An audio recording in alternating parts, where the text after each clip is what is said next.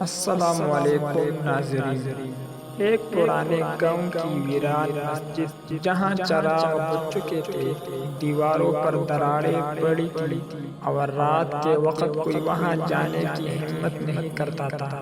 ایک دن مولانا فرید، جو قرآن کے حافظ اور عامل عالم تھے، یہ طے کرتے ہیں کہ وہ اس ویران مسجد میں قیام کریں گے تاکہ اس جگہ کو پھر سے آباد کرے۔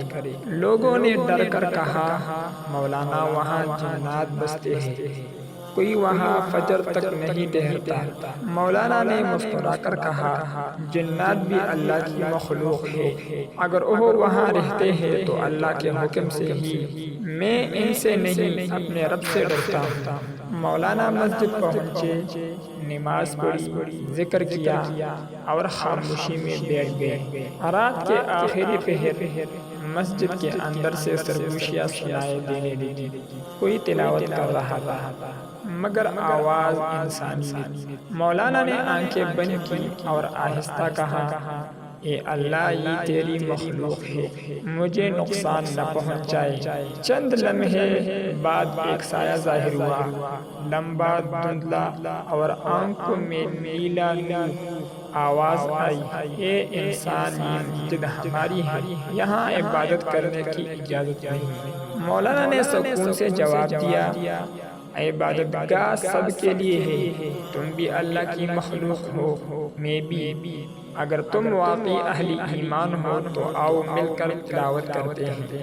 جن خاموش ہو گیا، پھر ایک گہری سانس لی اور بولا، ہم کبھی مومن تھے مگر انسانوں نے ہمیں شرک اور بدعت میں ڈال دیا، ہم بھٹک گئے، ہم یہاں رہتے ہیں لیکن کوئی ہمیں یاد نہیں کرتا۔ مولانا نے قرآن کی تلاوت شروع، مستمع نفر من الجن تک پہنچا۔ مسجد کی فضا لرز گئی، ہوا رک گئی، چراغ خود جل اٹھے اور وہی جن اب سجدے میں گر چکا تھا۔ مولانا نے قرآن مکمل کیا۔ جن نے کہا، اے بندے خدا، تیرے تلاوت نے ہمارے دلوں کو جلایا نہیں، جگا دیا ہے، ہم دوبارہ اللہ کے حکم توبہ کرتے ہیں۔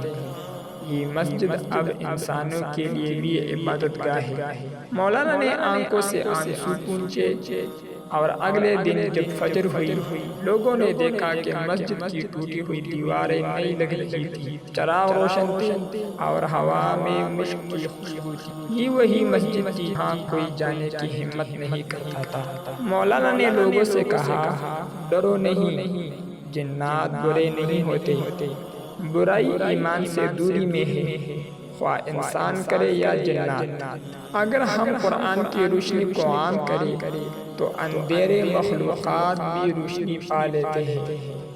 اس کے بعد مسجد کو نور الایمان مسجد کہا جانے لگا، اور آج بھی کہتے ہیں کہ رات کے آخری پہر وہاں تلاوت کی مدھم آواز سنائی دیتی ہے۔ یہ کہانی ہمیں سکھاتی ہے کہ ایمان کا نور ہر اندھیرے کو مٹا سکتا ہے، چاہے وہ جن ہو، شیطان ہو یا ہمارے اپنے دل کا وسوسہ۔ قرآن کی روشنی ہی سب کا علاج ہے۔ اللہ ہمیں ایمان کی پناہ میں رکھے۔